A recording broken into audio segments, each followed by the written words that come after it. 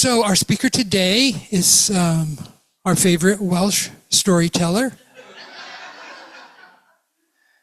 Reverend Jan Limberg Morgan. Come on up here, Jan.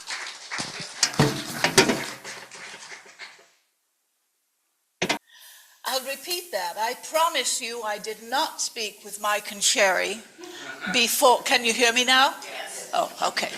Before I got up here to talk. I'm going to give you that. Thank you.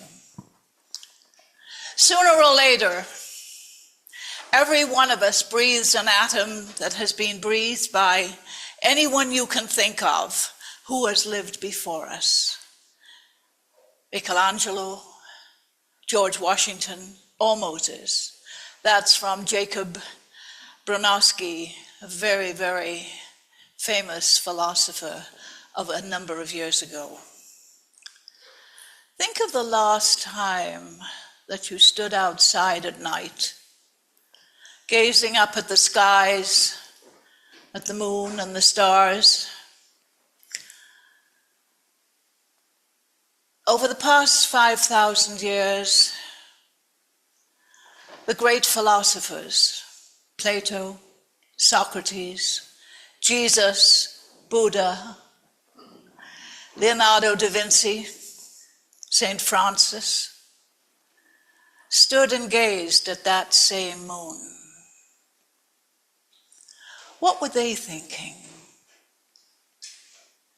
Were they inspired by the same sight? Did they question their connection to the universe? As you sit here quietly, and I would like you to be quiet in yourself right now, visualize you're sharing sacred space with those who came before you. Those who impacted their world and ours. Those whose contributions to spirituality, science, music, and philosophy laid the groundwork for our lives today. Recognize the same molecules they breathed are in the very air that you're breathing. Feel their presence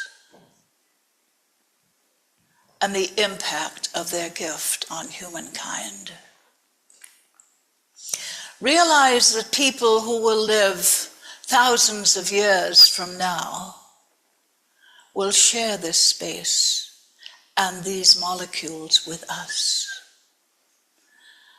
They will be impacted by what we think, what we believe, and what we do today. So what gifts do we bring to their world? You know, this exercise creates a new perspective for us. At some point, everything in life impacts everything else. As was so clearly brought out in that beautiful song, there isn't one way and there is no right way. It's all right and it's all different. But it's all part of the whole. Leonardo da Vinci's visions were the catalyst for inventions beyond the concept of his contemporaries. What he envisioned, we now take for granted. The master teacher understood our universe is a microcosm in the macrocosm of creation. Microcosm in the macrocosm of creation. We and the Creator are one. Jesus understood that, and in his messages, that was what he told us. We are one with that Creator. We are indestructible energy. We are eternal. We are whole. Only the form changes. In truth, we are all one, and this is unchanging. A noted psychiatrist, Dr. Thomas Malone from Atlanta, was asked what his work was all about. And he said, almost every emotional problem I deal with could be summed up as a person walking around screaming, "For God's sake, love me." That's all. That person goes through 1,000,000 different manipulations to get somebody to love them. On the other hand, he perceived that healthy people were those who are walking around looking for someone to love. If a change is seen in the people who are screaming, love me," it's when they realize that if they give up screaming and focus on loving another human being, they could get the love they've been screaming for all their lives. Dale Carnegie put it more simply. He said you can make more friends in 2 months by becoming interested in other people than you can make in 2 years trying to get other people interested in you. And what both of us are saying, we get the love we need by giving it away. It's that circle again, that cycle. You can't have one without the other, the give and the receive. We create for ourselves all the love we could ever want. The master teacher told us, "Thou shalt love the Lord thy God with all thy heart, mind, and soul, and thou shalt love thy neighbor as thyself." How can we love our neighbor if we have no self-love? If we have no self-love, we don't know what it means to love our neighbor. And I don't mean egocentric, ego, edging God out. I mean the love that comes from self-respect, the love that comes from self-awareness, self-care, self-knowing. As within, so without. When we uncover the love within ourselves, then we can give it away. I don't know how many of you remember Art Buchwald. He was a very, very well-known journalist. He made his transition in 2007. But before he made his transition, he told a story about a friend of his named John. He and John were taking a taxi ride to lunch in Manhattan. And as John was paying for the cab to a distinctly unfriendly and surly driver, he said, "You know, you're an excellent cab driver, and I really admire your ability to keep your cool in this traffic." And the driver looked at him and replied, "You some kind of a wise guy or something?" And John replied, "No, I'm a businessman who knows excellence when I see it. I just thought you'd like to know that I think you are an exceptional driver." The driver smiled a big smile, tipped his cap, said thanks, and drove off smiling. I'm sorry? Okay. As they walked down the street, they passed a construction site, and there were 4 workers sitting on a girder having their lunch. And John addressed them, and he said, "You know, this is a magnificent building you're working on. You're doing excellent work." The workers looked at him like he was nuts. So he continued, "I really admire people who can work on something like this and be able to visualize what it will look like when it's finished. You have a right to be very proud of your work." The 4 men thanked him for the compliment, and Art and John walked on. "Okay," said Art, "what's going on? You've complimented one of the rudest cab drivers in New York City. Now you're telling construction workers how good they are." John smiled. It's my opinion that there is far too much rudeness and unpleasantness in this city. So wherever I see something that's being done that's beyond my ability, I make a difference by expressing my gratitude. Art says, how much difference will it make to tell 5 guys that they're good? There's millions more you'll never reach. Ah, yes. But if that cab driver picks up 10 more fares today and smiles at each one of them, it will impact at least 10 more people. And if they go home or to work and smile and are pleasant to others because of a polite, smiling cab driver, then each has the possibility of reaching 10 more people. So already there's over 100 people from one compliment. And there's no way to know how that will continue to multiply exponentially. Who knows how the guys at the construction site will pass it on, but I'm sure they will, however they do it. That's how it works. So, says Art, I'm walking around New York City with a one-man revolution who's good at math, and you know what? I think he's on to something.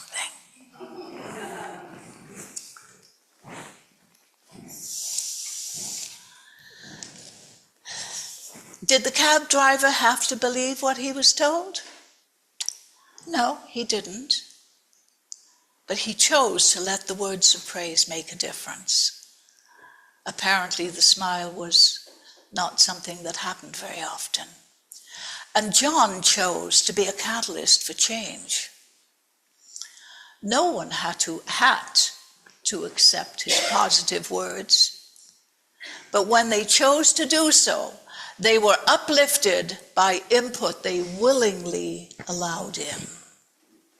And John? He saw what he perceived to be a problem. Rudeness and cynicism in New York City. He determined that by giving in a certain way, he could contribute his part to resolving the situation. As we develop the skill of loving ourselves from the inside out, we can develop deeper and richer relationships with others. Now, an interesting thing that I came across and kind of worked on, if you want deeper and richer relationships, more meaningful and longer lasting, then remember the word travel. T is for trust. Trust is the glue that holds people together. No relationship goes anywhere without trust. R is for respect. Do not save your loving speeches for your friends till they are dead. Do not write them on their tombstones. Speak them rather now instead. Little poem by Anna Cummings. But R is for respect. And express your respect for the people you're in relationship with. You know, so often, I don't know if you've observed this, but I have. I see people who are deeply connected and in love, but who are not, their appearance does not appear to be respectful of each other. It's like the ones you love the most sometimes are the ones that you don't lift up. The important thing is about letting other people know that you value them. A is for affection. Sometimes affection means romantic love, and sometimes it means the deep attachment of good friends. I'm looking around this room, realizing how many people I truly, deeply love, and you know who you are.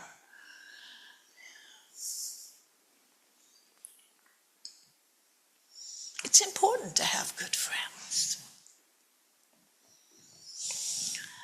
Sometimes it means the deep attachment, but always it means kindness and consideration. V is for vulnerability. We may feel afraid to let other people too close to us. But no relationship will go anywhere without risking being vulnerable. It's been said the walls we build around us to keep out the sadness also keep out the joy. And they also keep out the love. E is for emotion, connection, learning to be open, learning to communicate freely. The kind of relationships you make are largely determined by how openly you communicate. Take a look at your relationships and the communication with those people. And you know how deep it is based on how well you can communicate. L is for laughter. Victor Borge got it right when he said laughter is the shortest distance between two people. And it's also the most fun. You know, this all reminds me of a story that a friend of mine told me at a conference some years ago. It's a story of a couple, a family sitting around the dinner table, and the couple were engaged in a disagreement. And to the children's amazement, the father got up from the table, grabbed 2 sheets of paper, and said to his wife, "Let's make a list of everything we don't like about each other." And she agreed, and she proceeded to write. Meanwhile, he sat and glowered at her. She looked up, and he began to write. Then she continued listing complaints, and he stared across the table at her. Again, when she looked up, he'd put pen to paper and continued to write. He stopped to watch her, and every time she caught his eye, he wrote again. They finally finished. "Let's exchange complaints," he said. They gave each other their lists. He glanced at his sheet and pleaded, "Give me mine back," because he had written all down his sheet. "I love you, I love you, I love you, I love you, I love you."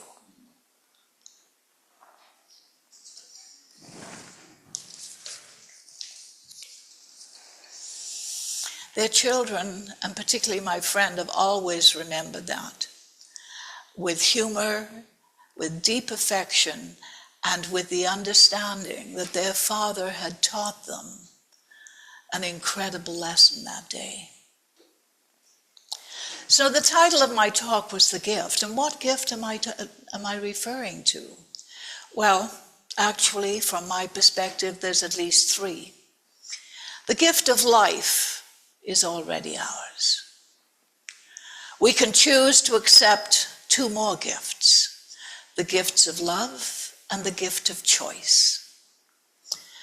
It's not necessary to leave the community or the county or the country when the defining moments come to make a difference and to practice love. We can choose to honor it and make our difference. When we're in touch with that loving and healing element within ourselves, we tap in to the kingdom of heaven within. You know, one of Rumi's poems begins, "Out beyond ideas of wrongdoing and right doing, there is a field. I will meet you there." You know, in the light of current events, I have a new understanding of Rumi's intent. When we leave behind the who's right, who's wrong, what's right, what's wrong, we can set the intention to make a difference. We honor the divine by consciously choosing to be loving, peaceful, trusting, and non-judgmental. We can go to that field. we can go to that field. So let's make a conscious choice to assert the love that we are. Take a deep breath and look beyond the turmoil without judgment.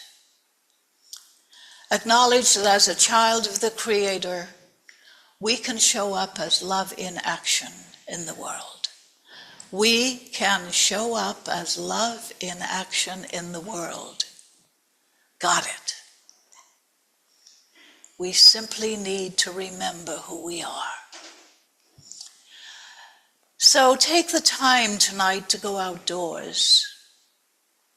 While we desperately need rain, which brings clouds, maybe tonight we won't have that. And simply stare into space. Breathe deeply and observe the moon and the stars. By the way, I was walking my laps yesterday afternoon around our backyard, and the moon was up. And I'm like, hi, moon. And I thought, oh my gosh, I think there's a children's book.